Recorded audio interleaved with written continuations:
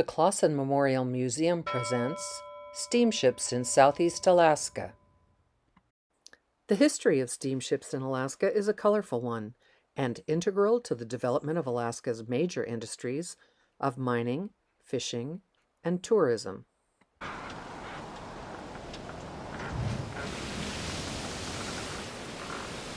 The term steamships applied to a variety of vessels, including sternwheelers and ships partially powered by steam. By 1827, steamships had successfully crossed the Atlantic. In the West, the Hudson Bay Company launched the first steamship service to trading posts from the Pacific Northwest to Alaska, then called Russian America. The Russian-American Steamship Company operated between 1839 and 1867, when Russian America was sold to the United States.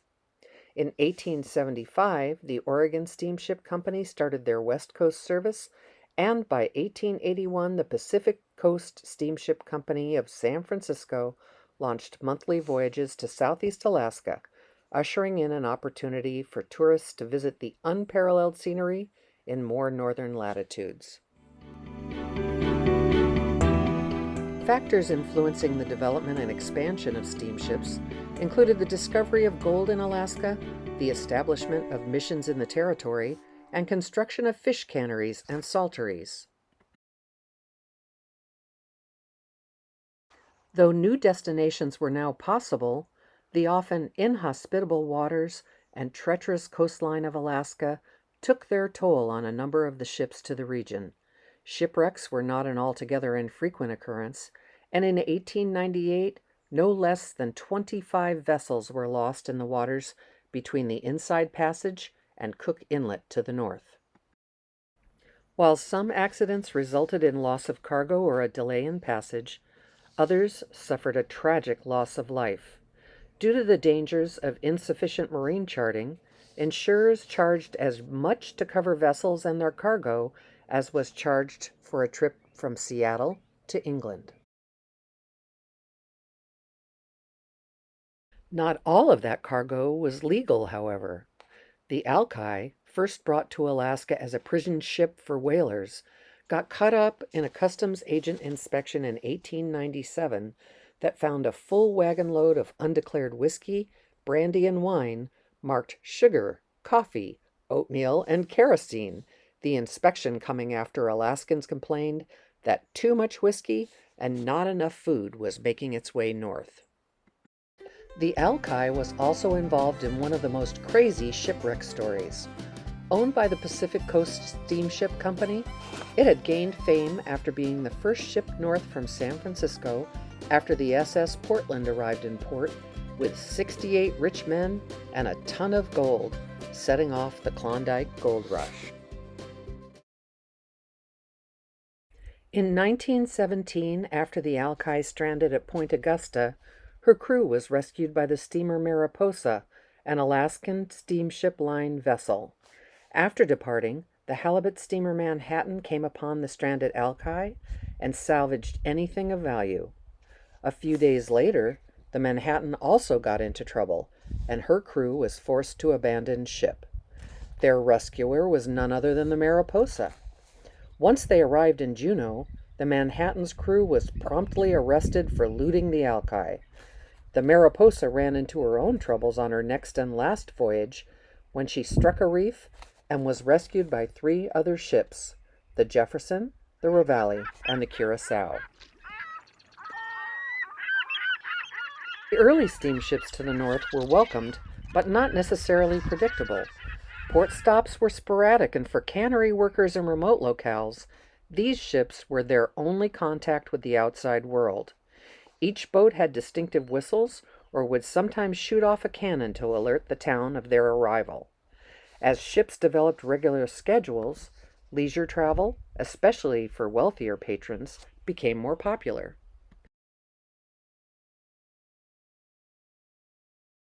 The proliferation of shipping in the north and frequency of shipwrecks indicated a need for navigational aids. To address safety concerns for the increasing amount of ship traffic sailing north along the coast, the United States Lighthouse Service was installed in the region. The Armeria was a lighthouse tender from 1890 to 1898. She was the first to be assigned permanent duty in the territory of Alaska and was homeported in Ketchikan, along with the Columbine and the Kukui. During the Spanish-American War, she even served as a Navy vessel, after which she returned to her lighthouse tender duties. In May of 1912, after assisting with the wreck of the barge the Hayden Brown in south-central Alaska, she hit a submerged rock and wrecked. Some of her coal, buoys, and supplies were salvaged, but the ship, which was valued at $344,000, was considered a total loss. The Alaska Steamship Company operated from 1895 to 1954. Though originally formed to transport passengers and fish, the discovery of gold and push to settle more interior Alaskan real estate meant that coal, cattle, miners, and mail comprised an increasing portion of the cargo and passenger load.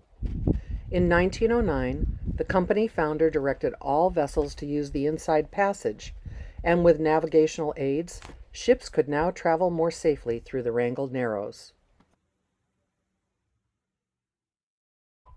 In 1910, the Grand Trunk Pacific Railway of Canada finished rail line construction to the west coast and began regular steamship service from Prince Rupert.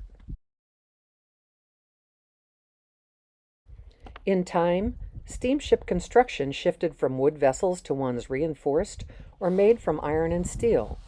These innovations helped address the problem of hogging, or stress on a ship's hull that caused it to bend.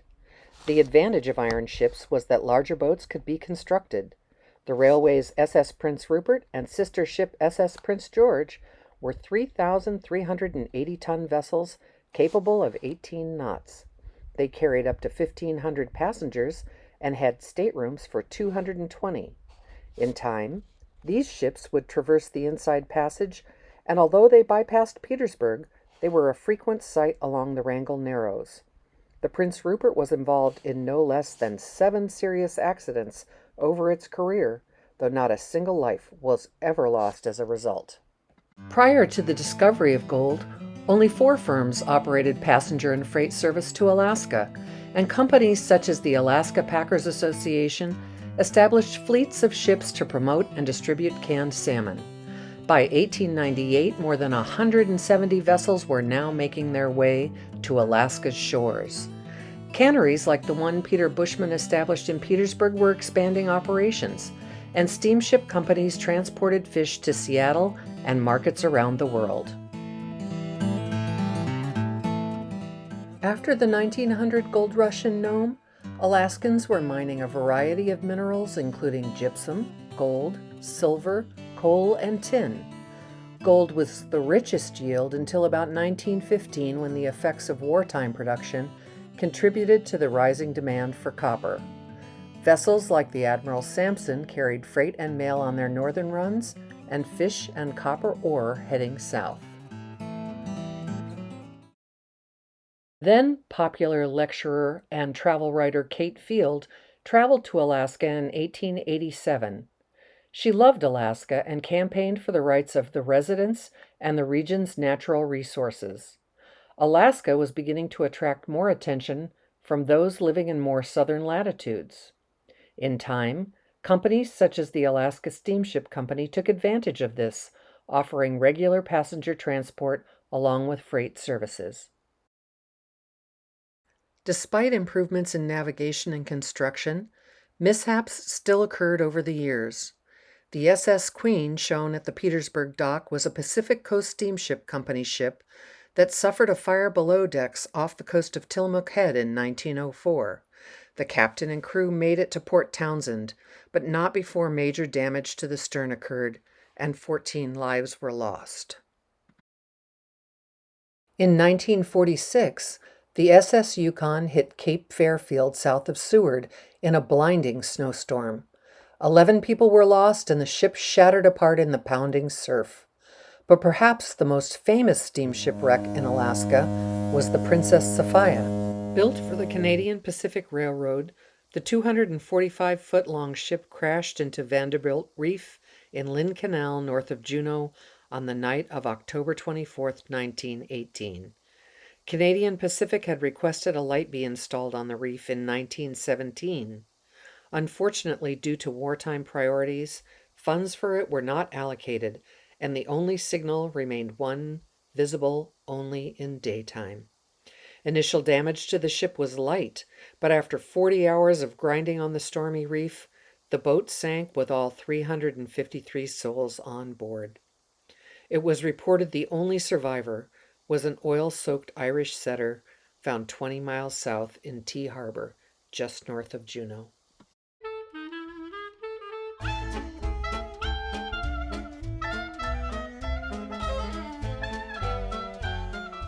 Despite those harrowing accidents, the popularity of steamship travel grew.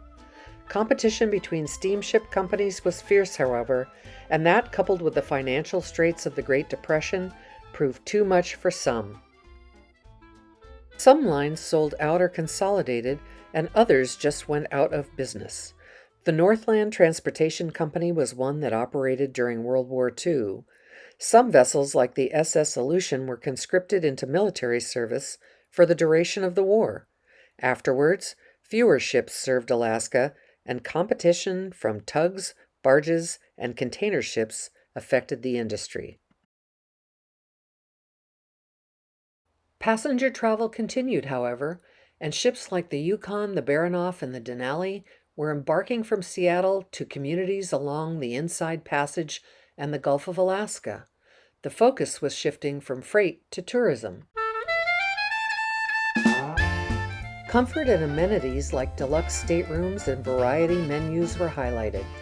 With the advent of airline travel, speed was now less of a concern than was the experience.